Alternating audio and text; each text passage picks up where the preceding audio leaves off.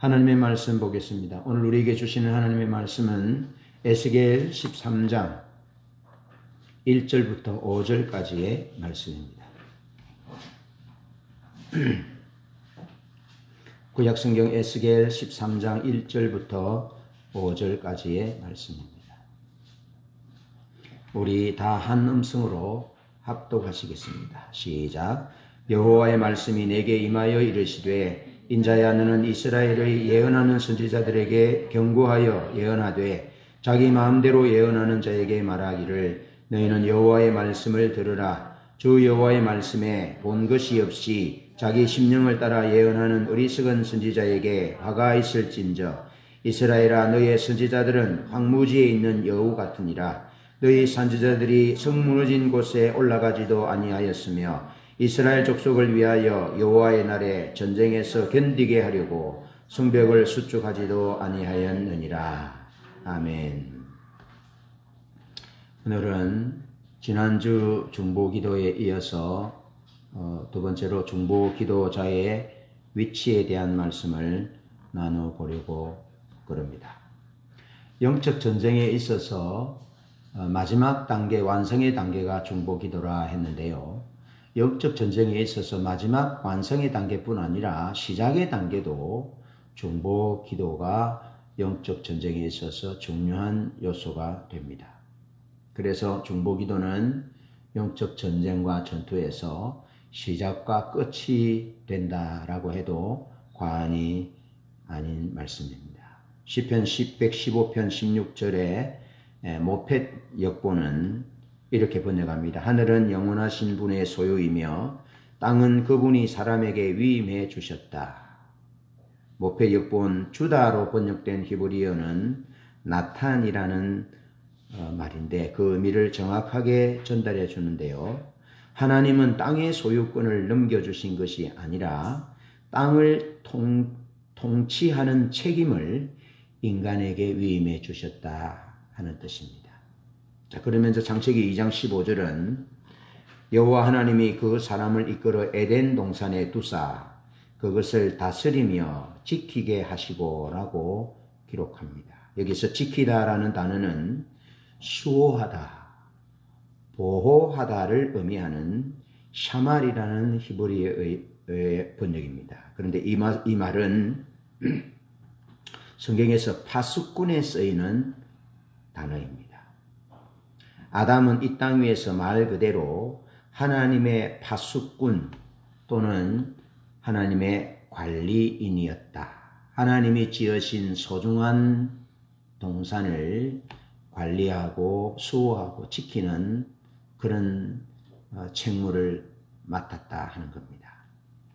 자, 첫사람 아담이 하나님으로부터 받은 중대한 사명은 하나님의 소중한 창조 세계를 지키고 보호하고 관리하는 파수꾼의 사명이 아담이 받았던 사명이었다는 겁니다.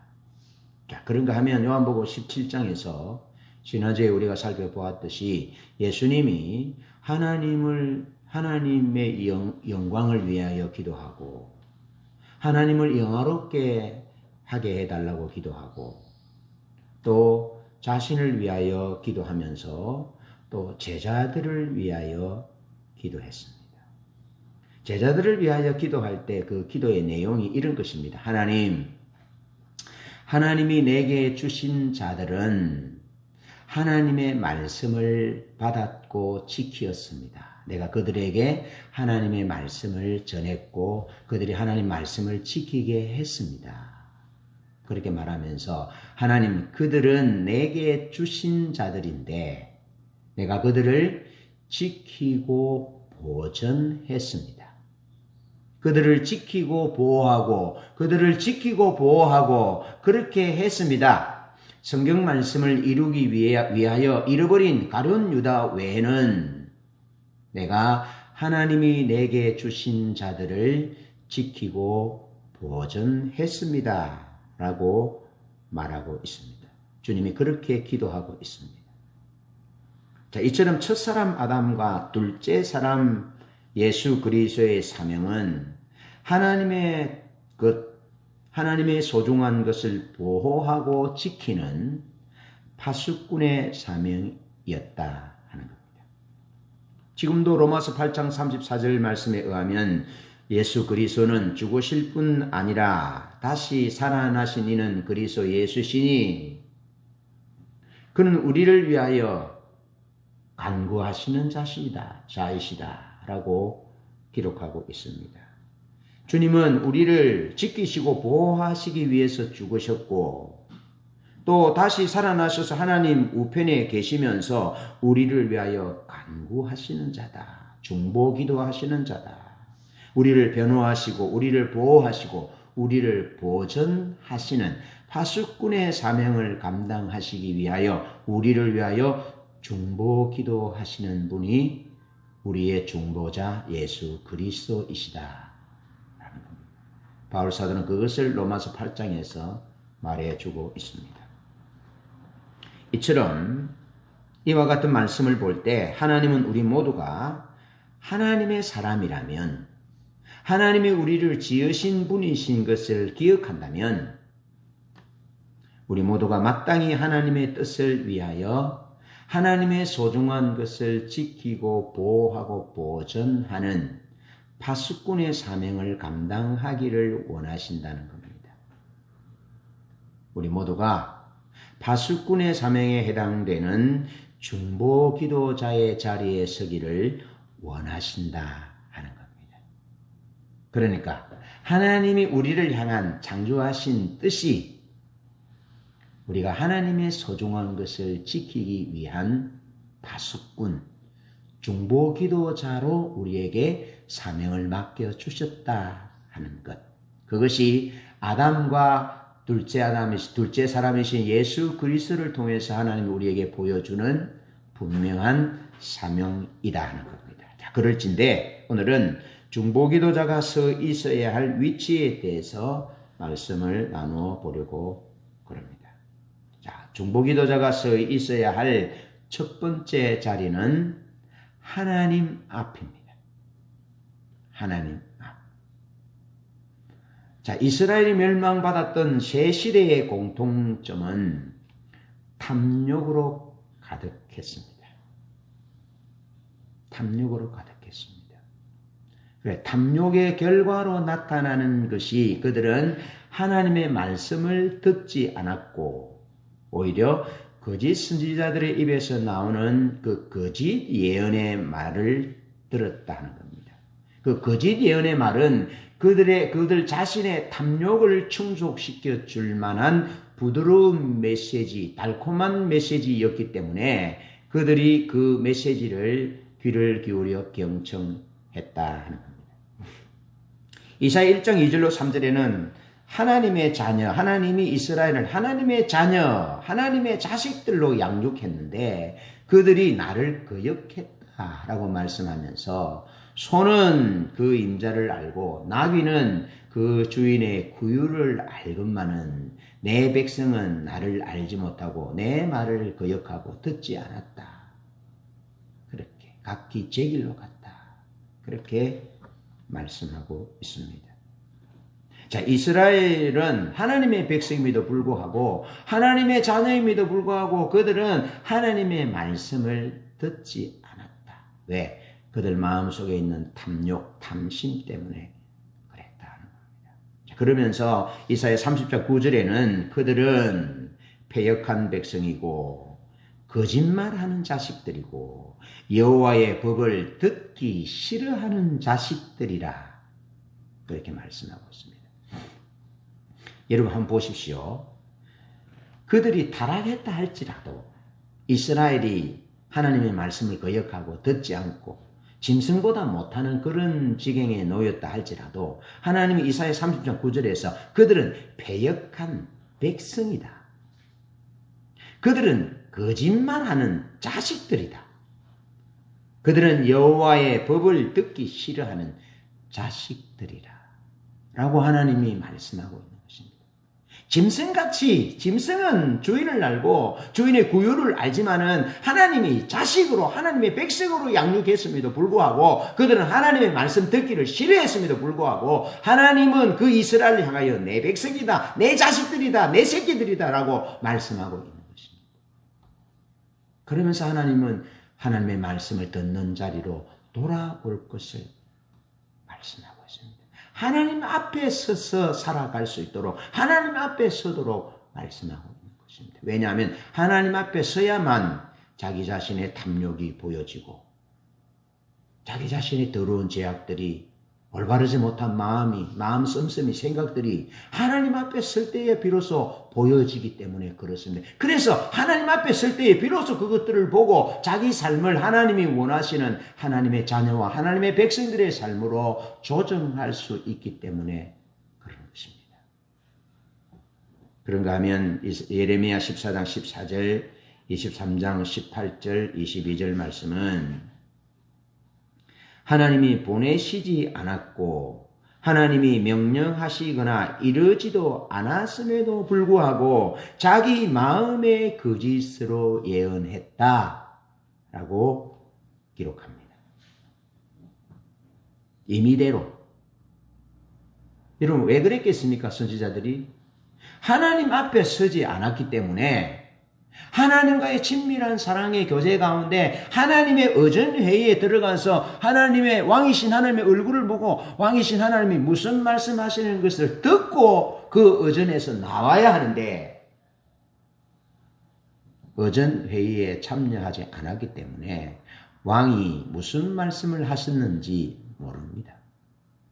우리 사극을 보면 왕이 계시고 대신들이 쫙 도열해 있잖아요. 그럼 왕이 말씀하면 대신들이 성은이 만극하옵니다. 통촉하여 주시옵소서. 그리 하잖아요. 그 얘기를 그 의전회의 앞에서 들어야 된다는 겁니다. 선지자들이. 그런데 듣지 않았기 때문에 그들이 예언하는 예언은 다 거짓말이었던 것입니다. 하나님의 말씀이 아니었던 것이죠. 그래서 예레미야는 그렇게 말하는 것입니다. 자기 마음의 거짓으로 예언한다. 자기 말로 임의대로 하나님의 말씀이라는 것을 붙여서 선포했다는 겁니다. 백성들이 원하는 것을 선포했다는 겁니다. 그런가 하면 마태복음 15장 1절로 8절에 보면 당시 서기관과 바리새인들이 율법 학사들이 이스라엘 백성들을 가르쳤는데 하나님의 말씀으로 가르친 것이 아니라 하나님 말씀도 가르쳤는가 하면 장로들의 유전, 내려오는 전통, 그것을 전한 것입니다. 그래서 하나님의 말씀과 장로들의 유전이 내려오는 전통이 상충되면 하나님의 말씀을 내리고 전통을 전한 겁니다. 예를 들어서 연세 드신 부모를 공경해야 하잖아요. 하나님의 말씀 10계명 5계명에 내 부모를 공경하라. 그리하면 내가 땅에서 잘 되고 장수할 것이다 하셨잖아요. 10계명 5번째 계명이. 그게 하나님의 말씀입니다. 그런데 전통은 부모에게 드릴 것이 하나님께 드림이 됐다 하면 부모를 공경하지 않아도 괜찮다라고 말하는 거예요. 그것을 들어서 예수님은 이렇게 말씀합니다. 사람의 계명으로 교훈을 삼아 가르치니 나를 헛되이 경배하는도다. 그랬습니다. 이사야 시대나 예레미야 시대나 예수님 시대는 나라가 멸망되었던 새 시대인데 공통적인 특징은 탐심이 가득했다는 겁니다.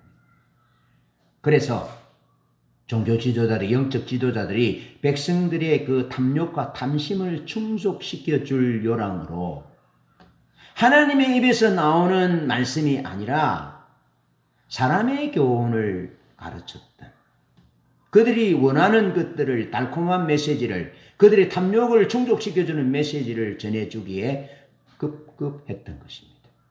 그래서 이 새 시대는 하나님의 진노와 하나님의 심판을 받고 말았다 하는 것입니다. 여러분, 이 새 시대의 공통점은요, 성전이 있었습니다. 그래서 성전을 찾았습니다. 기도했습니다. 많은 희생이 있었습니다.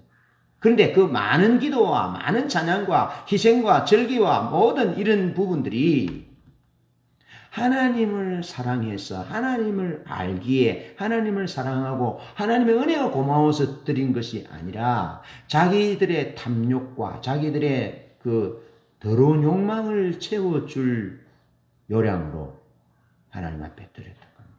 그래서 성전을 찾는 것도 자기들의 탐욕을, 자기들의 욕망을 충족시키기 위해서, 기도하는 것도 자기들이 원하는 것을 충족하기 위해서, 구제하는 것도 자기들의 명예와 영광을 충족시키기 위해서 성전을 찾고 예물을 드렸고 기도했고 찬양했고 타락된 것이죠. 그들은 하나님을 목적하여 하나님 앞에 서지 않았습니다. 하나님이 지금 나에게, 하나님이 지금 우리 가정에, 하나님이 우리 가문에, 사회에, 국가에 무슨 말씀을 하시는지, 어떻게 경고하시고 책망하시는지 말씀을 듣기 위하여 하나님 앞에 머무르지 않았고, 그들의 모든 삶은 자기들의 욕망을 충족시키기 위해서 하나님 앞에 섰던 것입니다. 그래서 그들은 하나님 앞에 선 삶이 아니었습니다. 그리고 그들은 하나님을 알지 못했습니다.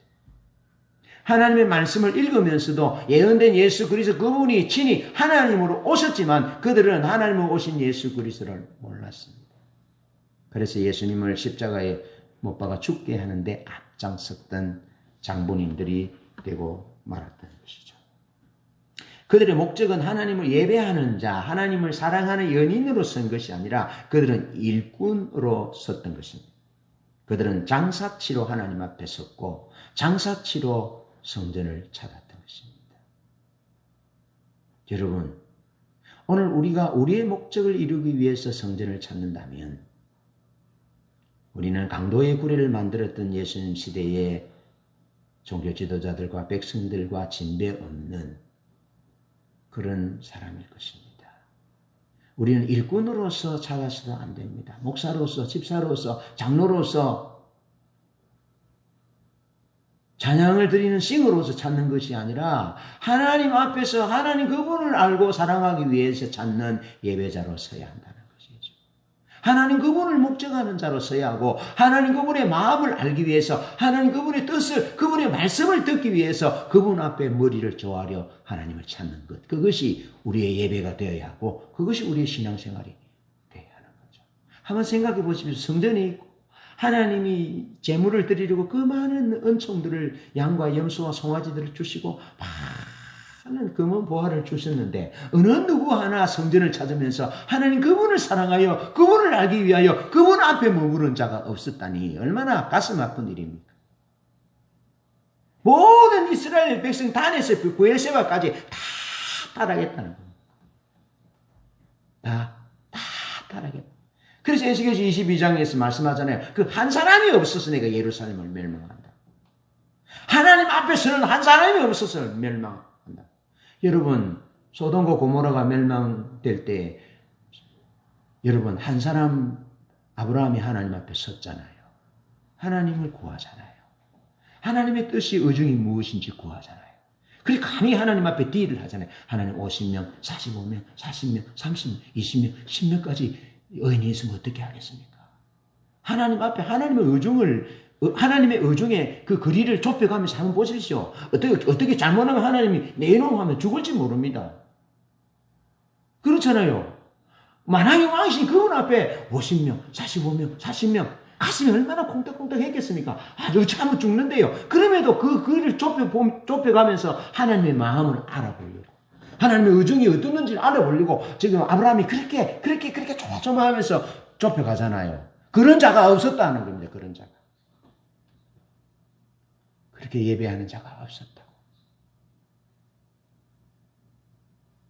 아무도 예배하지 않는 곳에서 나는 예배하네. 왜 사람들이 예배하지 않습니까? 예배한 사람이 수천 수만인데요. 그러나 하나님이 보시기에는 진정 하나님 그분 앞에 서서 그분을 목적하는 한 사람이 없어서 안타까워하시는 것이 하나님의 마음임을 이 아침에 보셔야 한다는 거죠. 중보 기도자가 서야 할 첫 번째 자리는 하나님 앞입니다. 하나님 앞. 자, 하나님 앞에 서지 않으니까 또 하나님 앞에 설 수가 없었죠. 왜 설 수 없습니까? 자신들의 탐욕이 가득하니까 빛이신 하나님 앞에 설 수가 없었어요. 진실로 하나님 앞에 나가지 못해요. 올바르지 않은 신앙을 가진 사람들, 세속주의와 율법주의, 기복주의, 인본주의 신앙에 가득한 사람은 주님 오십시오. 주님의 재림을 기도하지만 주님 좀 더 있다 오십시오. 이 돈 좀 쓰고 이거 얼마 전에 좋은 차 샀는데 좀 타고 그러다 가게 해요. 여러분, 우리 마음속에 탐심이 있으면요, 하나님을 멀리하게 되어 있습니다. 그래서 하나님이 자기 땅에 왔음에 자기 백성들이 영접지 아니했다라고 요한복음 1장에서 말하고 있잖아요. 자기 백성이. 하나님이 자기 땅에 왔지만 자기 백성이 영접하지 아니래. 왜? 자기 속의 탐심, 탐욕 때문에 하나님이 거북하다는 거예요. 거북하다는 거예요. 오늘 이 시대가 진리대로 살아야 합니다. 말씀대로 살아야 됩니다. 하나님 그분을 목적하에 살아야 됩니다라고 말하면 거북스러워합니다. 부담스러워합니다. 오직 하나님 중심으로 살아야 합니다. 주의를 거룩히 지켜야 합니다. 부담스러워합니다. 11조를 드려야 합니다. 감사해야 합니다. 선교해야 됩니다. 하나님 중심적인 삶을 살아야 됩니다 하면 금욕적인 부분들에 대한 얘기를 하면 부담스러워하는 것이 오늘 이 시대의 현실입니다. 그리스도인의 모습인 거죠. 자, 탐욕의 결과 그들은 거짓말을 하게 됩니다. 거짓말. 오늘 본문 13장 2절로 3절을 보면 이렇게 말씀하고 있습니다. 인자야 너는 이스라엘을 예언하는 선지자들에게 경고하여 예언하되 자기 마음대로 예언하는 자에게 말하기를 너희는 여호와의 말씀을 들으라. 주 여호와의 말씀에 본 것이 없이 자기 심령을 따라 예언하는 어리석은 선지자에게 화가 있을진저. 자기 마음대로 예언하는 겁니다. 선지자가 예언을 하는데 자기 마음대로 예언하는 겁니다. 본 것이 없는데 예언합니다. 하나님 앞에 서서 사는 삶, 하나님을 두려워하는 삶, 그 삶이 없으니까 하나님의 마음에서 나오는 말씀을 들을 수도 없고 듣지도 못합니다. 그런데 백성들은 와서 재물을 가지고 오고 백성들은 복채를 가지고 오고 돈을 가지고 와서 예언해 달라고 말씀해 달라고 하니까 어떻습니까? 그 복채는 탐이 나고 가져온 돈은 탐이 나고 재물은 탐이 나고 무슨 얘기를 해줘야 되는데 당신 제대로 하나님 안 섬기면 망합니다. 그러면은 다시 안 찾아올 거니까 달콤한 예언, 평강의 메시지를 지금 큰 중병이 들어서 죽게 생겼는데도 요도진거나 발라주면서 괜찮다고 가서 맛있는 거 먹고 잘 살아라고 그렇게 하는 지경이다 이 말이죠. 하나님 앞에 서지 않으면 사람들이 거짓말하게 됩니다. 하나님 앞에 서지 않으면 사람들이 포악하게 돼요. 포악하고 거짓말하고 빼앗고 살기등등하고 가난한 자를 압제하고 나그네를 압제하고 핍박하고 사회적 약자들을 억압하고 핍박하는 그런 삶을 살 수밖에 없는 것이죠. 그래서 자기 마음대로 예언했고 본 것이 없이 자기 심령을 따라 예언했습니다. 그래서 에스겔서 22장 23절로 31절에는 탐욕의 눈이 어두워진 선지자들과 제사장들과 고관과 백성들이 하나님 앞에서 서야 하고 하나님 앞에서 살아야 할 그들이 하나님의 백성들이 하나님의 자녀들이 그런 삶을 살지 않았다 하는 겁니다. 자, 구체적으로 한 번 더 보면 에스겔서 22장 25절에 선지자들의 죄악에 대해서 이렇게 기록합니다. 선지자들이 우는 사자와 같이 음식물을 움킴같이 반역했고 왜요? 하나님 앞에 서지 않으니까 선지자가 음식물을 움키는 사자같이 욕심에 탐심이 가득했고 그러면서 음식물을 움킴같이 반역했고 반역을 절거했고 속기했다는 표현이죠. 그러면서 사람의 영혼을 삼켰으며 여러분 이것을 계시록에도 그대로 기록하고 있습니다. 사람의 영혼을 장사했다라고 말합니다. 영혼을 장사했다. 재산과 보물을 탈취하며 과부들이 많아지게 했다고 기록합니다. 여러분 과부들이 많아지게 했다라는 표현이 좀 완곡한 표현인데 어떻게 했다는 말입니까? 사람을 죽게 했다는 겁니다. 죽였다는 겁니다. 직접적으로는 아닐지라도 간접적으로 죽였다는 겁니다. 이것을 누가 했다고요? 하나님의 말씀을 선포하는 선지자들이, 예언자들이 그렇게 했다고요. 여러분, 우리가 하나님 말씀을 전하는 자입니다. 우리가 하나님 앞에 서지 않으면 이렇게 된다고요. 하나님 앞에 첫째도 둘째도 우리가 하나님 앞에 서지 않으면 우리가 이렇게 된다고요. 나도 이렇게 된다. 지난 주간에 좀 정다히 친절하게 말하자고 그 앞에 설교했잖아요. 그런데 이제 아내가 어제 콩나물 사오라고 그래서 내가 뭐 얘기하다 보니까 좀 싸납게 얘기했나 봐요. 그래 그렇게 얘기하더라고. 그래서 내가 아이고 미안하다고 얘기했는데, 여러분 우리가 하나님 앞에 늘 하나님 그분 앞에서 코람데오의 삶을 살지 않으면요, 우리의 말, 우리의 눈빛, 우리의 생각, 우리의 행동이 사나워질 수밖에 없어요.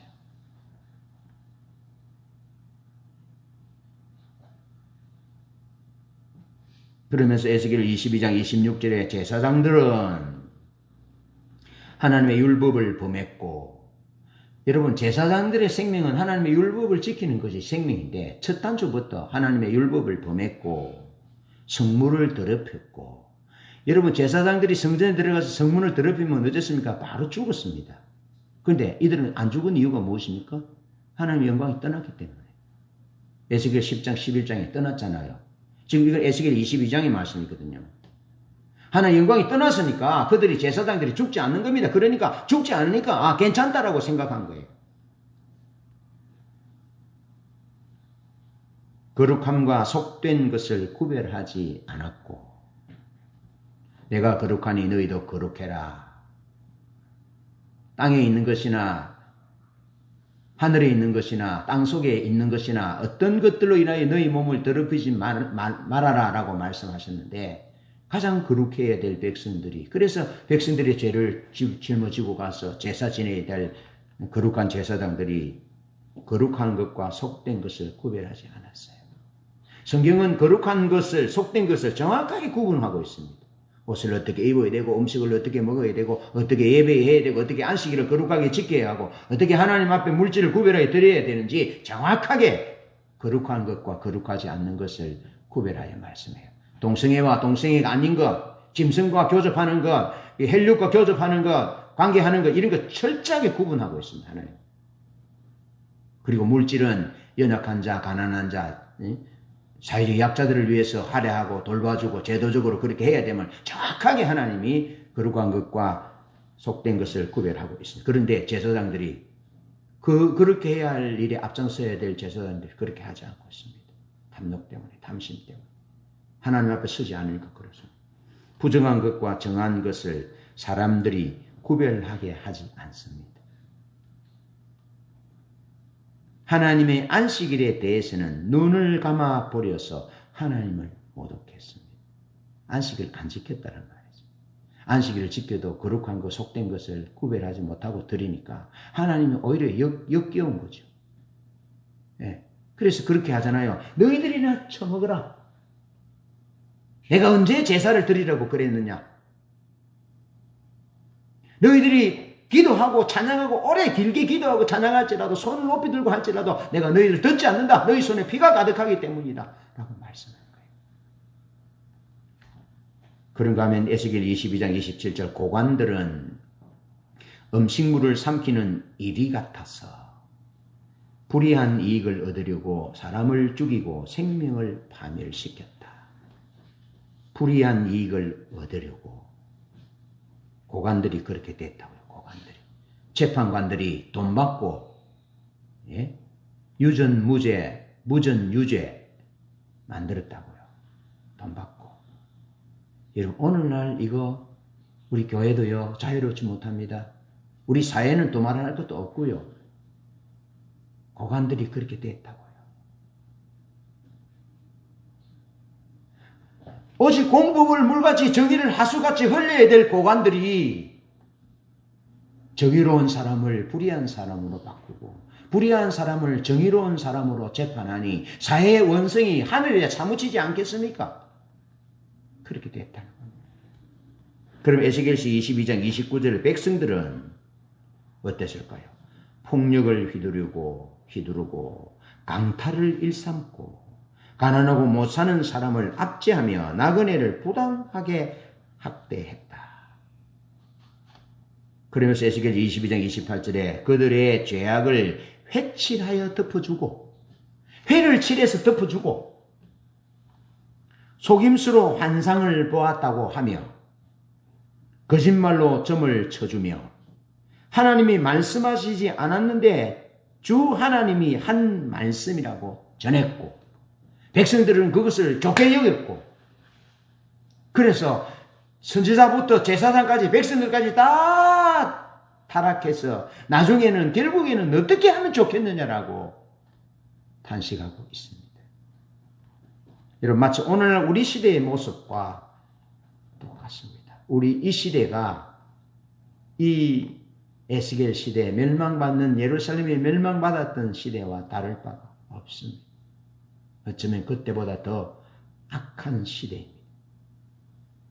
그렇기 때문에 중보기도자는 하나님 앞에 서 있어야 합니다. 우리가 서야 할 자리는 파수꾼의 자리요 중보기도자의 자리로서 하나님 앞에 서야 한다는 겁니다.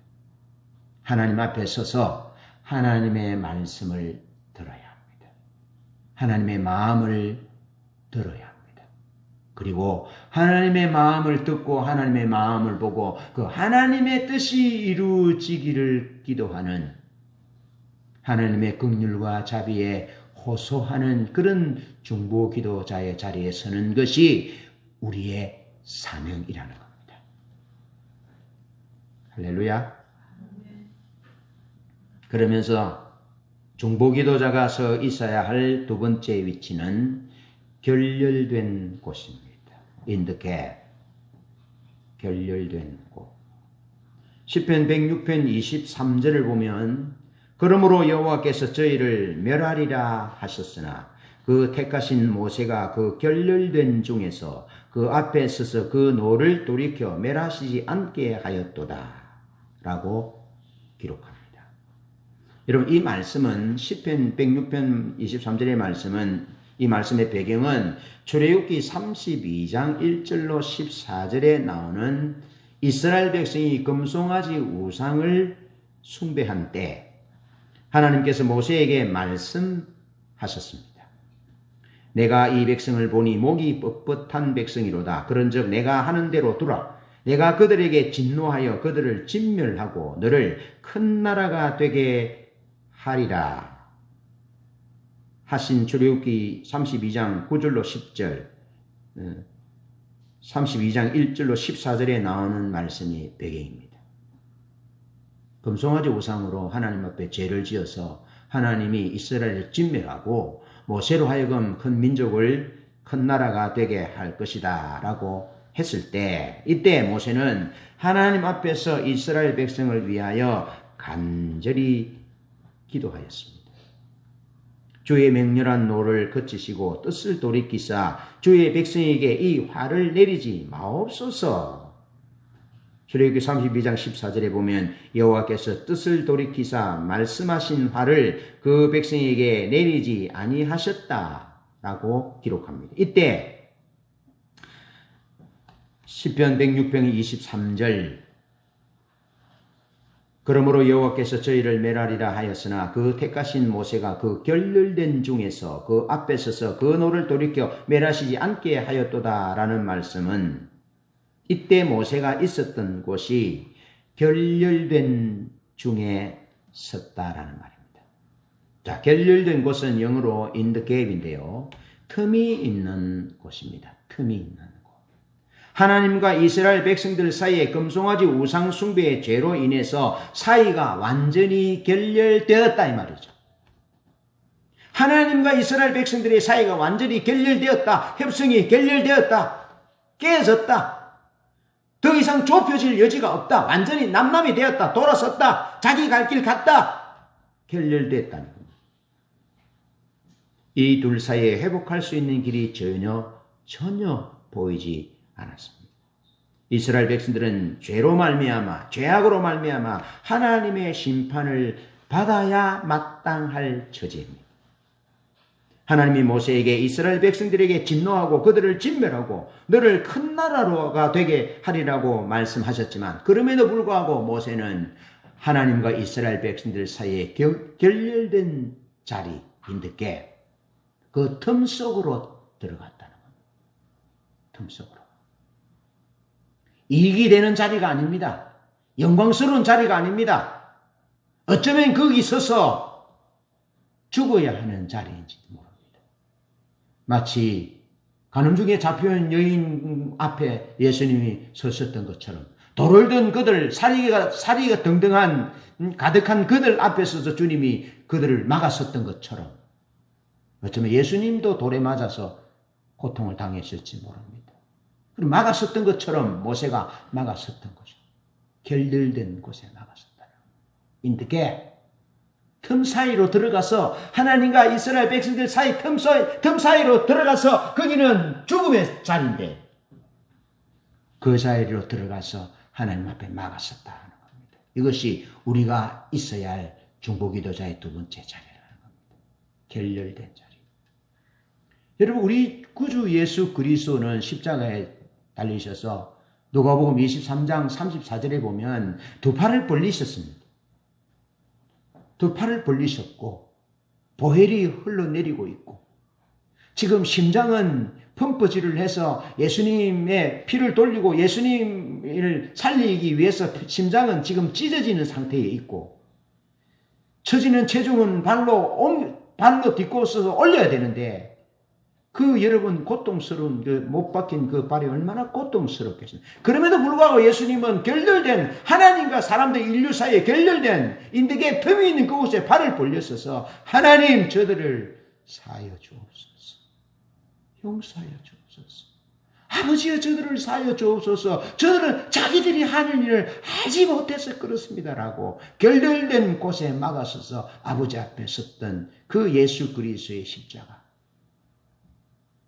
그 십자가의 희생과 그 결렬된 곳에 막아서 서셨던 주 예수 그리스도 우리 구주 예수 그리스도 그분의 희생이 없었다면 그 중보가 없었다면 우리 모두 지옥 백성이 되었을 것입니다. 모두 사단마귀 압제에 끌려다니다가 인생을 고난과 잿빛 인생으로 얼룩지고 그렇게 살다가 고통 속에 살다가 질병 가운데 살다가 영원한 진노의 지옥으로 들어갈 수밖에 없는 그런 우리들이었다는 겁니다.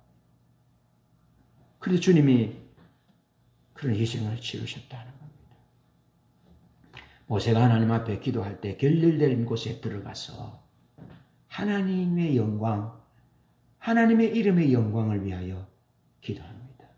하나님이 이 백성들을 죽이시면 이방 백성들이 수많은 나라 백성들이 여호와가 힘이 없어서 이 백성들을 애굽에서 인도하여 낸 후에 광야에서 죽였다고 하지 않겠습니까? 그럼 하나님의 이름이 얼마나 영광이 욕되고 소리질을 하겠습니까? 하나님 주 자신의 영광을 위해서 하나님 모세가 결렬된 곳에 나가서는 겁니다. 이것은 여러분 우리가 사는 이유를 말하고 우리가 사는 이유는 하나님의 영광을 위해 사는 거죠. 그래서 바울은 고린도서 10장 31절에서 너희가 무엇을 먹든지 마시든지 하나님의 영광을 위하여 하라 하는 겁니다. 술을 먹어야 됩니까? 담배를 피워야 됩니까? 동성애를 해야 됩니까? 어떻게 해야 됩니까? 그것이 문제가 아니고 그것이 하나님께 영광이 되는 일이라면 할 수 있다는 겁니다. 술을 먹어야 되느냐, 담배를 피워야 되느냐, 이 옷을 입어야 되느냐, 안 입어야 되느냐, 귀걸이를 해야 됩니까? 피어싱을 해야 됩니까? 안 해야 됩니까? 그것이 문제가 아니고 그것이 하나님의 영광을 위한 일이라면 얼마든지 피어싱 할 수 있고 귀걸이 할 수 있고 목걸이 할 수 있고 할 수 있다는 겁니다. 그러나 그것이 더 나은 하나님의 영광을 드러내는 것이 아니라 내 욕망을 채우기 위한 것이라면 그것은 보류해야 한다. 그런 관점으로 봐야 된다는 거예요. 그래서 모세가 하나님 앞에 결렬된 곳에 막았었을 때 하나님의 이름, 하나님 자신, 하나님의 영광을 먼저 기도합니다. 그러면서 하나님, 아브라함과 이삭과 야곱에게 약속의 땅을 주기로 약속했지 않습니까? 큰 민족을 이루겠다고 약속하지 않습니까? 그러면 그 약속을 붙들고 결렬된 그 이제 인드겟 그 틈 사이로 들어가 가지고 여러분 그 틈 사이로 들어가서 그 틈은 아주 넓은 틈이 아니고 그 유쾌한 틈이 아니라 정말 가슴 아프고 죽을지도 모르는 그런 비좁은 틈새잖아요. 그 틈새로 들어가 가지고 하나님의 약속을 붙들고 기도하는 겁니다. 아브라함과 이삭과 야곱에게 이스라엘에게 약속했지 않습니까? 약속한 대로 기억해 주십시오. 라고 하니까 어떻게 합니까? 하나님이 지금 말문이 막히는 상태입니다. 이놈 봐라. 결렬된 틈에 들어가는 것이 중요한데 결렬된 인드겟 틈 사이로 들어가서 해야 하는 기도가 이런 기도여야 한다는 겁니다. 그러면서 하나님, 저 백성들을 네 백성이라고, 내 백성이라고, 모세 내 백성이라고 하는데요. 하나님, 저 백성은 하나님이 낳으신 백성이거든요. 하나님의 백성이거든요. 그러면서 용서를 구합니다. 하나님, 맞습니다. 저들은 마땅히 응징을 받아야 마땅하지만 그래도 하나님, 저들은 주의 이름을 위하여, 주의 약속을 위하여, 주의 백성들이 아닙니까? 주여, 제발 불쌍히 여겨 주십시오. 그들이 잘못한 것은 100번 주고 마땅하지만 주여 당신의 긍휼과 자비와 당신의 사랑으로 저들을 불쌍히 여겨 주십시오. 라고 기도하는 겁니다. 우리가 서야 할 자리가 여기라는 겁니다. 여기. 하나님 모세의 기도를 들으시고 이스라엘 백성들을 심판하지 아니하셨습니다.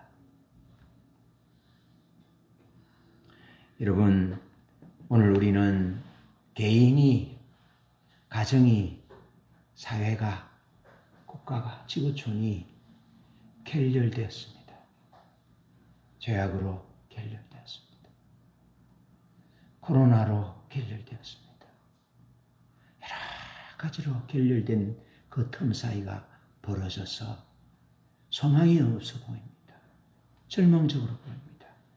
그럴 때에 에스겔 22장 30절 31절에 성 무너진 데를 막아서는 한 사람이 없어서 예루살렘 성을 멸망한다 심판한다 라고 말씀하신 하나님의 말씀을 기억하고 또 누가복음 23장 34절에 예수님이 아버지여 저들을 용서하여 주옵소서 막았었던 주님처럼 우리가 있어야 할 곳은 결렬된 자리 인득해 거기에 설 수 있기를 축복합니다. 자, 그러면서 에스겔 13장 5절 말씀해 보면 선지자들이 성 무너진 곳에 올라가지 않았다. 그렇게 기록합니다. 성 무너진 곳에 올라가지 않은 것 때문에 하나님의 심판을 경고받게 됩니다.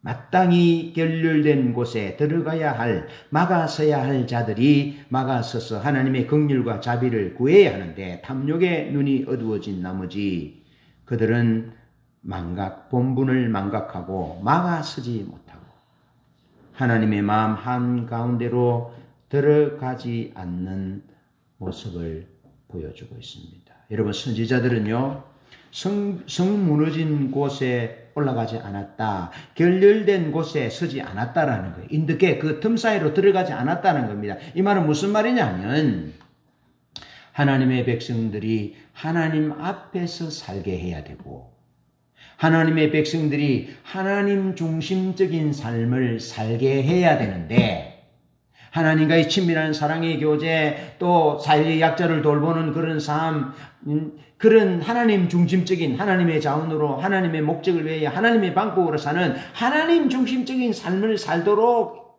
그 자리로 이끌어야 되는데 구역하지 않고 원수를 사랑하고 세상적인 방법으로 문제를 해결하지 않고 그렇게 하나님 중심적인 삶을 살도록 선지자들이 인도해야 되고 가르쳐야 되고 그래 해야 되는 일이 성 무너진 곳에 서는 거다 이 말이죠. 결렬된 곳에 서는 거라 이 말이죠. 그러니까 결렬된 곳에 선다는 것은 아주 깊은 넓은 의미의 뜻이 있습니다. 막아서는 뜻도 되지만 그 틈사이 틈새에 들어가서 하나님의 진노를 막아서는 것도 되지만 하나님을 떠나버린 짐승 같은 삶을 사는 그들을 인도하여 하나님 중심적인 삶을 살 수 있도록 가르치고 권면하고 책망하고 지도하고 재직질하는 그 일을 통틀어서 성 무너진 곳에 올라간다라는 겁니다. 아시겠죠? 그러니까 우리 자신만이 하나님 앞에 나와서 눈물 흘리고 중보기도 하고 막아서는 그 결렬된 곳에 막아서는 것으로 우리가 할 일을 다 하는 것이 아니라 하나님을 모르는 우리 남편과 우리 자녀와 우리 형제와 친족과 또 믿음이 어린 사람들에게 신앙의 길이 뭔지 하나님 중심적인 삶이 무엇인지 그것을 잘 가르치는 겁니다. 왜냐하면 그들이 이미 그들 중심이 결렬되어졌다 이 말이죠. 하나님 앞에서. 그래서 그들에게 하나님의 길이 무엇인지, 하나님의 생명이 무엇인지, 신앙의 길이 무엇인지, 삶이 무엇인지, 하나님 우리를 무엇을 위하여 우리를 조성하셨고 구원하셨는지 그것을 자세하게 가르쳐주는, 그래서 결렬된 그런 부분들이 삶이 결렬되고 관계가 결렬되고 여러 가지 부분들이 깨어져서 부족함이 많잖아요. 그런 부분들을 보완시켜주는 그 모든 일들을 통틀어서 성 무너진 데를 막아서는 거다 이 말이죠. 무너진 곳에 올라서는 거다 이 말이죠. 그러니까 그렇게 보면 여러분 결렬된 곳에 서는 것이 중보기도자의 두 번째 자리인데 그럼 우리가 해야 될 일이 많잖아요. 그리고 우리가 그 일을 하기 위해서는 우리가 배워야 되고 알아야 되고 공부해야 되고 하나님을 찾아야 되고 하나님을 경험해야 되고 그래서 살아계신 하나님을 그 자녀들에게 가족들에게 친지들에게 친구들에게 전해줄 수 있는, 그래서 그들로 하여금 하나님이 있기를 원하는 그 자리로 내가 가고 그들로 하여금 하나님이 있기를 원하는 자리에 세우는 거죠. 그 일이 선지자들의 일인데 영적 지도자들의 일인데 그 일을 못했다고. 그걸 보셔야 합니다. 여러분, 저희 어머니가 천국 가신 지가 이제 10년째 되는 해입니다. 10년 전까지 저는 밤마다 기도할 때 꼭 빠뜨리지 않는 기도가 있었습니다. 그것은 우리 어머니를 사탄 마귀로부터 보호해 달라는 기도였습니다. 우리 어머니는 믿음이 없어서 사탄이 공격을 가끔씩 받으셨습니다. 귀신의 공격을 받으셨고 실제로 육체적으로 수척함이 나타나고 육체적인 부분들 상해를 입으신 그런 부분들도 있었습니다. 그때 제가 제 아내와 부부 싸움을 하고 어머니를 위해 기도하지 않은 그때 인드갭 그 틈 사이가 벌어졌습니다. 그 벌어진 틈 사이로 사탄이 들어왔습니다. 그래서 우리 어머니를 공격했습니다. 우리 어머니가 실제로 눈을 뜨고 보는데 사탄이 와서 사람의 모습으로 사탄이 우리 어머니를 끌고 가려고. 그리고 우리 어머니가 안 끌려가려고 뭐 지탱할 만한 것을 잡았는데 집에 방 안에 있는 저 벽가마니를 잡았어. 그러다가 어쩌다가 나가다가 문을 열고 나가야 되는데 밀고 나가다가 이마에 상처를 입고. 그래서 그 앞집에 있는 교회 다니는 여집사님을 불러서 그 위기를 모면했던. 그 얘기를 그 사건이 있고 난 이후에 이제 우리 누님으로부터 우리 어머니로부터 듣게 된 거죠. 물론 그 전에 이제 제가 기도했죠. 우리 어머니가 사탄으로부터 공격을 받는 그런 일들이 제가 청년 때 교회 다닐 때 직접적으로 있었기 때문에 그런 일이 없도록 계속 기도해 오고 있었죠. 그리고 고향 갈 때마다 어머니 그런 일이 있습니까? 뭐 없다 그래요. 그런데 결혼하고 부부싸움을 했는데 인더갭이 생긴 거예요. 부부싸움하면 하나님 앞에 서지 못하니까 기도하지 않잖아요. 그리고 그런 몇 밤이 지났는데 그 사이에 사단이 우리 어머니를 공격한 거예요. 실제 상황으로 일어나. 그래서 앞에 있는 집사님을 교회 다니는 집사님 모시고 우리 어머니 방에 가보니까 벽가마니가 한쪽에 나란히 세워져 있는데 방에 널브러져 있고 안 딸려가려고 얼마나 버텼던지. 실제 상황입니다. 빠지지 않고 그 이후 어머니를 위하여 결렬된 곳에 서서 기도하는. 그리고 가면 결렬된 곳에서 어머니가 예수 사랑하고 주님이 왕이시고 예수만이 구원이신 것을 계속 갈 때마다 얘기하고 갈 때마다 얘기하고. 너무 그게 몸에 배어가지고 어머니가 돌아가신 중에도 지금도 기도하다가 정신을 잘못 차리면 우리 어머니 사탄으로부터 지켜주세요 기도가 나오려고 그래요. 10년이 천국 가신 10년이 됐는데. 여러분 제가 밤마다 저녁마다 드리는 기도는 요즘 좀 약간 좀 부족한 부분이 보이는데 여러분들을 위해서 밤마다 기도 안 빠뜨리고 결렬된 곳에 여러분의 남편을 위하여 가족을 위하여 기도합니다. 결렬된 곳에 서서 보호해달라고 지켜달라고 밤마다 낮마다 기도합니다. 제가 부족하기 때문에 인간이기 때문에 빠뜨릴 때도 있습니다. 그러나 중심은 결렬된 곳에 막아서서 기도하려고. 여러분 자녀들을 위하여 기도해야 되고요. 남편을 위하여 결렬된 곳에 서서 기도해야 되고요. 부모를 위해서 동생을 위하여 기도해야 됩니다. 형제를 위하여 기도해야 됩니다. 그런데 중요한 것은 꼭 기억하십시오. 우리가 결렬된 곳에 막아서서 기도할지라도 그 상대방이 하나님 앞에 계속하여 범죄하고 죄를 지으면 하나님의 보호막을 거친다는 사실을 아셔야 합니다. 우리가 결렬된 곳에 막아서서 기도하면 그것으로 다 완벽하게 되는 것이 아닙니다. 기도해주는 그 사람이 하나님의 뜻에 계속해서 위반하여 살아가면 하나님의 심판이 임할 수밖에 없다라는 것을 경험했습니다. 저는 정말 경험했습니다. 그래서 우리가 결렬된 곳에 서서 막아서는 사람은 하나님 앞에 거룩하고 속된 것을 구별하고 하나님의 것을 구별하고 말씀대로 살기 위하여 그렇게 몸부림칠 뿐 아니라 결렬된 곳 밖에 있는 사람에게 하나님 앞에 거룩한 삶을 살도록 지혜롭게 얘기하고 권면하고 돌아올 수 있도록 해야 합니다. 꼭 기억하셔야 합니다. 여러분 소련이 공산화된 다음에 교회는 엄청난 핍박을 받았습니다. 소련이 지금 소비에트 연맹이 이제 뭐 수많은 나라들이 독립하고 분리 독립하고 이제 러시아로 남았잖아요. 소련이 공산화되고는 얼마나 많은 교회들이 핍박을 받고 문을 닫고 예수 믿는 사람이 얼마나 고난을 당했는지 모릅니다. 그래서 예수 믿는 교회는 소련의 교회의 회복을 위해서 얼마나 기도했는지 모릅니다. 기도하면 기도할수록 더 어려워지는 거예요. 그래서 1917년에 이제 공산화가 됐는데요. 불과 1세기가 못 지나가서 여러분 그 지구의 절반이 공산화가 돼요. 절반이 공산화돼요. 그런 실제적인 사실이 일어났습니다. 그래서 소련 지하교회의 믿음의 성도들은 크게 낙심했습니다. 그러면서 하나님 언제까지 우리를 이렇게 두실 겁니까? 라고 기도하고 낙심이 되고 기도하고 또 낙심 좋게 기도하고 그랬습니다. 소련 비밀경찰 KGB는요 사람들을 잡아다가 예수 믿는 사람들을 잡아다 몽둥이를 때렸는데요. 겉으로 표시가 안 나는 듯이 때리는 겁니다. 아시겠죠? 이게 여기 주먹에다가 뭘 뭉대 같은 거를 크게 감고 이 몸을 때리면 표시가 안 나는데 안에 멍이 듭니다.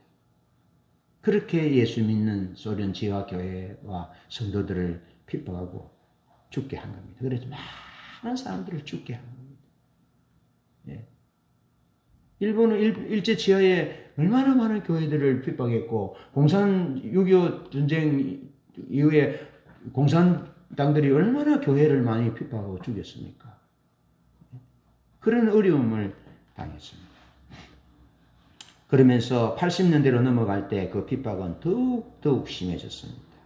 어둠은 짙어져 갔기 때문에 그랬습니다. 견디기 너무 어려웠습니다. 그럴 때 모스크바 상공에 손이 하나 나타났습니다. 손이 하나 나타나서 30분 동안 하늘에 글을 쓰기 시작했습니다.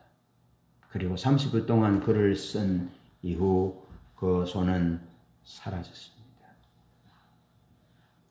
여러분, 하나님이 그때 무슨 글씨를 쓰신 줄 아십니까? 그때 이런 글씨를 쓰셨습니다. 모스크바 상공에 30분 동안 손이 나타나서 글을 썼는데 그 글은 내가 이제 곧 너희 가운데 구원을 나타낼 것이다 라는 글씨였습니다. 주님께서 지하교회의 믿음을 지키라, 끊임없는 소망을 가지라고 말씀하신 것입니다. 하나님 살아 계시다는 겁니다. 우리의 믿음은 확실하다는 것이고 회복되기를 중보하고 결렬된 곳에 서는 것은 마땅한 일이고 하나님이 들으시고 함께 하신다는 것을 보여준 겁니다. 그래서 소련의 지하교회가 기도하다가 회복되는 거죠. 공산주의가 무너진 겁니다. 하나님을 대적하는 공산주의가 무너지고 나라들이 독립하고 교회들이 회복되고 그런 역사가 일어났던 것입니다. 결렬된 곳에 서는 것이 중요합니다. 그런가 하면 중보기도자가 있어야 할 세 번째 위치는 성벽 위입니다. On the wall. 성벽 위. 자, 이사야 62장 6절로 7절에는 하나님이 파수꾼을 세우시는 말씀이 기록되어 있습니다. 예루살렘이여 내가 너의 성벽 위에 파수꾼을 세우고 그들로 하여금 주야로 계속 잠잠하지 않게 하였느니라. 너희 여호와로 기억하시게 하는 자들아 너희는 쉬지 말며 또 여호와께서 예루살렘을 세워 세상에서 찬송을 받게 하시기까지 그로 쉬지 못하시게 하라. 여러분, 이사야서의 말씀에 중보기도자를 파수꾼에 비유하고 있습니다. 파수꾼을 세웠다라고 말씀하시면서 파수꾼이 하는 사명과 일에 대해서 자세히 보면 잠잠하지 않게 주야로 계속 잠잠하지 않게 했고 여호와로 기억하게 하시는 자들아 너희는 쉬지 말며 여호와께서 예루살렘을 세워 세상에서 찬송을 받게 하시기까지 그로 쉬지 못하시게 하라. 중보기도 하라는 것입니다. 파수꾼의 일이 중보기도의 일이라는 겁니다. 중보기도자의 일이라는 거죠. 파수꾼이 성벽 위에 있는 이유는 무엇일까요? 그것은 성루에서 멀리 봅니다. 멀리 보라는 겁니다. 멀리. 아직 성 안에 있는 사람들은 저 멀리에서 무슨 소식이 오고 있는지를 모릅니다. 그러나 성루에 있는 자는 봅니다. 저기 말을 달리고 오는 자가 누구인지, 누구의 아들인지 봅니다. 저 누구의 아들은 좋은 소식을 가져오는 아들이다 하고 알잖아요. 그런 것처럼 멀리 보라고 성벽 위에 on the wall. 성벽 위에 서는 겁니다. 그러면서 미리 보는 겁니다. 미리 보고 먼저 보고. 왜? 미리 보고 먼저 봐야 준비를 하잖아요. 준비하지 않은 사람과 준비하는 한 사람과 싸우면 준비한 사람이 이깁니다. 그 일을 위하여 중보기도자가 세 번째 써야 할 곳은 성벽 위라. 위에 서라는 겁니다. 아모스 3장 7절에 보면 주 여호와께서는 자기의 비밀을 그종 선지자들에게 보이지 않고는 결코 행하심이 없으시리라고 말씀합니다. 하나님이 우리를 사랑하시는 증거 중에 하나는 하나님이 그냥 모든 일을 다 행하시지 아니하시고 하나님의 종들에게 하나님이 행하실 것을 미리 보이신다는 겁니다. 보이시고 그 보이신 일에 동참시키셔서 그와 더불어 일하시고 그에게 하나님의 영광을 상급을 주신다는 겁니다. 이게 하나님의 사랑이고 하나님의 은총인 거죠. 여러분, 예레미야에게 하나님이 보이셨어요. 70년이 자면 회복될 거다.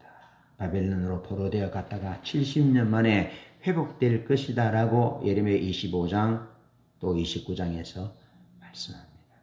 그러니까 하나님이 예루살렘을 멸망시키기 전인데도 하나님이 예레미야에게 그것을 보여주고 그래서 백성들이 어떻게 해야 될지 모릅니다. 지금 바벨론과 싸워야 되자는 사람도 있고 도망가야 된다는 사람도 있고 항복해야 된다는 사람도 있고 어떻게 해야 될지 모릅니다. 100사람이 있으면 100사람의 생각이 다 다릅니다. 어떻게 이 난국을 타게 하겠습니까? 그리고 본 것이 없이 어떻게 얘기하겠습니까? 그리고 거짓 선지자들은 본 것이 없이 얘기하는 겁니다. 들은 것이 없이 얘기하는 겁니다.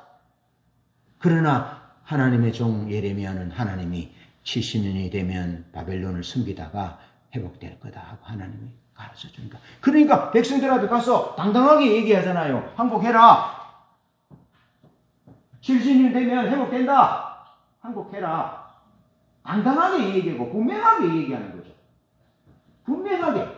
그리고 그 얘기가 백성들을 올바른 길로 인도할 수 있는 분명한 메시지. 그런가 하면 다니엘에게 하나님이 예레미야의 서책을 읽으면서 70년이 되면 황폐한 예루살렘이 회복될 것이라 하는 것을 깨닫습니다. 그리고 지난주에 보았던 다니엘서 9장 1절로 이하에 보면 다니엘이 그것을 붙잡고 기도합니다. 성벽이 있었던 거죠. 멀리 본 거죠. 미리 본 거죠. 여러분, 고레스 원년에 이스라엘 백성들이 회복됩니다. 그는 정확하게 포로된 지 50년 만입니다. 그리고 20년 동안에 성전이 회복됩니다. 그리고 70년 만에 회복되거든요.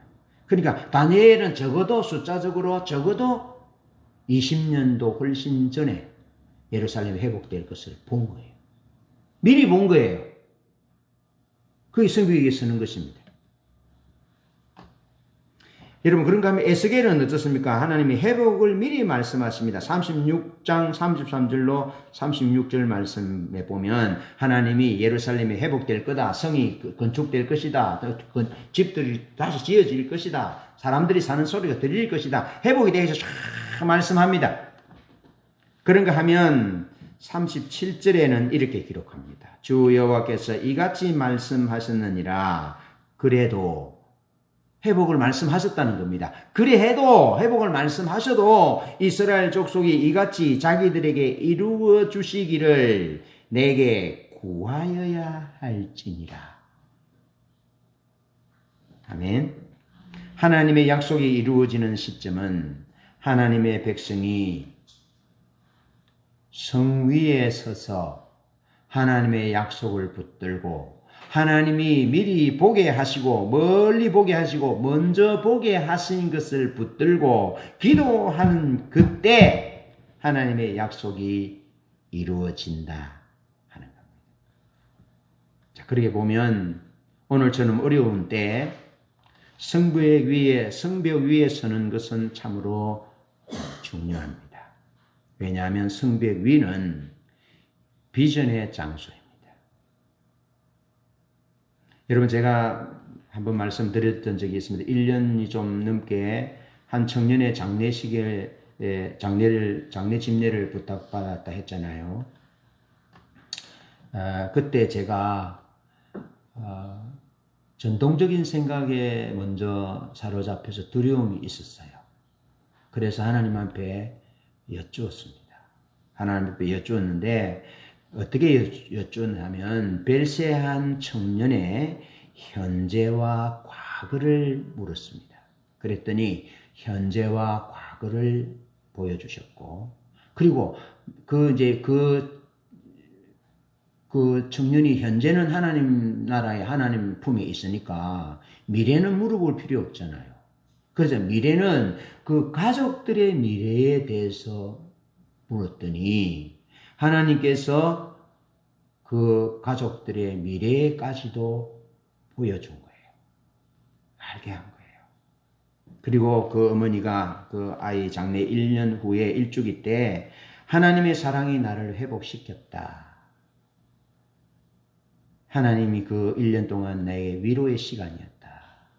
계속 그렇게 조현병을 가진 아들과 함께 살았더랬으면 내가 정말 힘들었을 것이다. 견디기 어려웠을 것이다.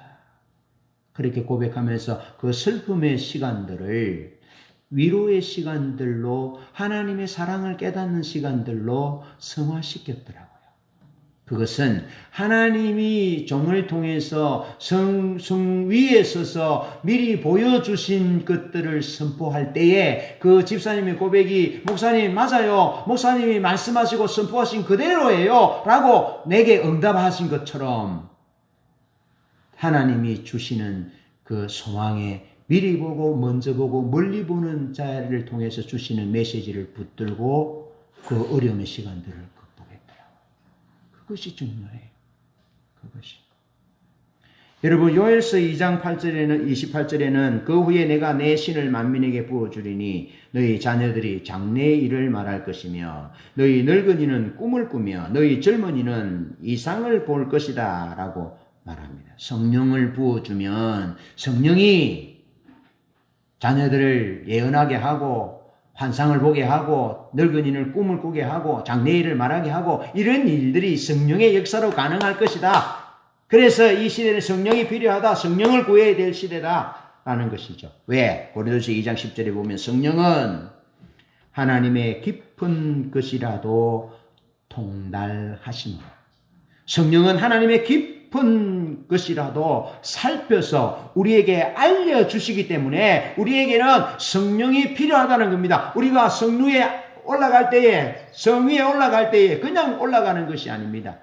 하나님은 우리에게 또 다른 보혜사로 성령을 보내주셨습니다. 그래서 성령이 말할 수 없는 단식으로 성도를 위하여 친히 간구하십니다. 기도하고 계시는 것입니다. 이 성령 하나님께 도움을 구하는 것입니다. 어떻게 살아야 될지, 어떻게 기도해야 될지, 어떻게 이 코로나 상황을 극복해야 되고 이 나라의 민족과 내 가정과 개인의 문제들을 극복할 수 있을 것인지, 내가 알고 있는 친족과 가족들의 어려운 상황들을 어떻게 극복할 수 있을 것인지에 대해서 하나님 앞에 여쭙고 물으면 성령을 의지하여 기도하면 성령님이 성배 위에 선 우리에게 장래의 일을 미리 알려주시는 겁니다. 보여주시는 것입니다. 멀리 보게 하시는 것입니다. 그래서 우리가 결렬된 곳으로 들어갈 때는 이미 일어난 문제입니다. 일어난 문제의 갭 속으로, 인터갭 속으로 들어가서 막아서는 것이 결렬된 곳에 서는 것이라면 성벽 위에 올라갈 때는 앞으로 되어질 일에 대해서 보는 것입니다. 그러면 우리가 서야 할 것은 하나님 앞에도 서는 것이 핵심이고 하나님 앞에 서면 일어난 일을 어떻게 처리하고 해결해야 될지 막아서야 될지를 가르쳐 줄 뿐만 아니라 앞으로 성벽에 서면 하나님이 앞으로 될 일들에 대하여 가르쳐 주는 것입니다. 리즈 하월즈가 2차 대전 노르망디 상륙작전을 승리로 이끌 때 하나님 앞으로 일어날 일에 대해서 리즈 하월즈에게 말씀합니다. 나는 결코 뒤로 물러서지 않을 것이다. 너희들은 결코 뒤로 물러서지 않을 것이다. 반드시 승리를 얻을 것이다. 리즈 하월즈에게 하나님이 앞으로 일어날 일에 대해서 성벽 위에 서 있는 중보 기도자 리즈 하월즈에게 보여줍니다. 멜텔리의 책을 봐도 수십 년 동안 악령에 사로잡힌 주술사를 하나님이 구원하시는 것을 보면 기가 막히는 일입니다. 하나님은 지혜이십니다.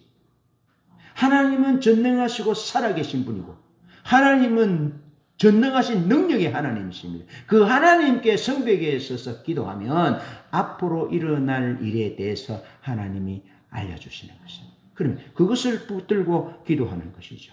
자, 그런 의미로 우리가 하나님 앞에 기도하는 회복과 부흥을 위한 기도는 절실한 기도입니다. 어쩌면 회복은 결렬된 곳을 회복해 달라고 기도하는 것일 수도 있고 부흥은 앞으로 일어날 대규모의 성령이 부어져서 죽은 자가 살아나고 병든 자가 고쳐지고 하나님의 나라 복음이 힘있게 선포되고 열방을 유업으로 얻는 역사가 앞으로 일어날 일들에 대한 그 핵심적인 기도가 부흥인데 그 부흥은 앞으로 일어날 일을 위한 기도라는 겁니다. 그래서 우리가 하나님이 회복과 부흥을 위하여 기도하는 이 기도는 하나님의 마음에서 나온 기도고 이사야 후반부에 나오는 하나님의 약속의 말씀이기 때문에 하나님의 마음에서 나오는 기도, 하나님 앞에 서서 받았던 기도고 우리가 이 기도를 하나님 앞에 드리고 있는 것이죠. 하나님의 계획은 애초부터 인간을 동력자로 삼으시고 일하시기로 작정하셨습니다. 특별히 영적 전쟁, 전투에서 인간을 하나님의 소중한 것을 지키는 파수꾼, 중보기도자로 세우셨다는 것이 감사한 일입니다. 우리 모두가 예수님을 본받기를 원한다면 하나님의 소중한 것을 지키고 보호하고 보존하셨던 주님처럼 아담이 받았던 그 사명처럼 우리는 파수꾼이 되어야 합니다. 우리는 중보 기도자가 되어야 합니다. 이를 위해서 하나님 앞에 서서 어전회의, 원탁회의에서 하나님의 말씀을, 하나님의 마음을 듣고 읽어야 합니다. 그리고 결렬된 곳, 틈 있는 곳에 들어가서 하나님의 긍휼과 자비를 구하여야 합니다. 그러면서 성벽 위에 서서 멀리 보고 먼저 보고 빨리 보는 그런 사람들이 되어야 할 것입니다. 여러분, 고통 중에 인내하면서 기도하는 소련의 지하교회에 모스크바 상공에 손이 하나 나타나서 30분 동안 글을 쓰다가 사라졌는데, 그 글의 내용은 내가 이제 곧 너희 가운데 구원을 나타낼 것이다 하는 글씨였습니다. 그리고 소련이 붕괴되었습니다. 나라가 해방되었습니다. 수많은 나라들이 해방되었습니다. 여러분, 오늘 우리의 현실이 많이 어렵습니다. 실제로 우리 생활적인 것도 어렵지만 영적인 상황이 참으로 많이 어렵습니다. 이 상태로 가면 교회가 어떻게 될지 심히 우려스럽고 염려하는 목회자들과 신학자들이 많습니다. 그러나 어쩌면 고난을 통하여 하나님은 우리의 믿음을 단련시킵니다.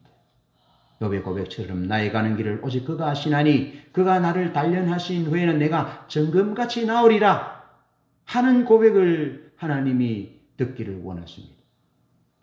그러면서 하나님은 오늘 하나님의 백성들이, 하나님의 교회가 파수꾼이 되기를 원합니다. 하나님 앞에 서기를 원합니다. 그리고 결렬된 갭 사이, 틈 사이로 들어가서 막아서고 지난날 일어났던 부분들, 허물과 부족에 대해서 하나님의 회복을 위하여 기도하는 교회가 되기를 원하고, 그리고 성 높은 곳에 서서 앞으로 일어날 일에 대해서 미리 보고 하나님의 비전을 품고 기도하는 그런 교회가 되기를 하나님 원하십니다. 그러면서 여러분, 이 시대, 이 사회는 심지어 성도들조차 어디가 길인지, 어떻게 살아야 하는지조차 모릅니다. 아모스의 말씀처럼 젊은 남녀가 동에서 북까지, 서에서 남까지 다니면서 여호와의 말씀을 구하여도 얻지 못하고 가람이다. 양식이 없어 주림이 아니라 여호와의 말씀이 없어서 가람이라고 말씀하신 그 말씀대로 어떻게 가야 할지, 어디로 가야 할지, 어떻게 살아야 될지 모르는 그들에게 우리가 성류 높은 곳에 서서 하나님 앞에서 하나님 그분을 구하면 하나님이 레위 족속들에게 우림과 둠밈의 은혜를 주신 것처럼 하나님은 오늘 파수꾼을 자처하며 파수꾼 되기를 원하고 중보기도자가 되기를 원하는 우리와 조국교회 성도들에게 하나님이 앞으로 일어날 일들에 대해서 보이실 뿐만 아니라 길을 묻는 자들에게 이것이 길이요, 여기가 길이요, 예수 그리스도 그분이 길이요, 진리요, 생명이요 얘기해 줄 수 있는, 그래서 그들을 길과 진리요 생명이신 주님께로 인도할 수 있는 그런 그리스도인, 그런 교회가 되게 하십니다. 이런 일에 파수꾼으로 중보기도자로 초청하신 하나님의 은혜에 감사하면서 중보하는 멋진 중보자들이 되시길 주님의 이름으로 축복합니다.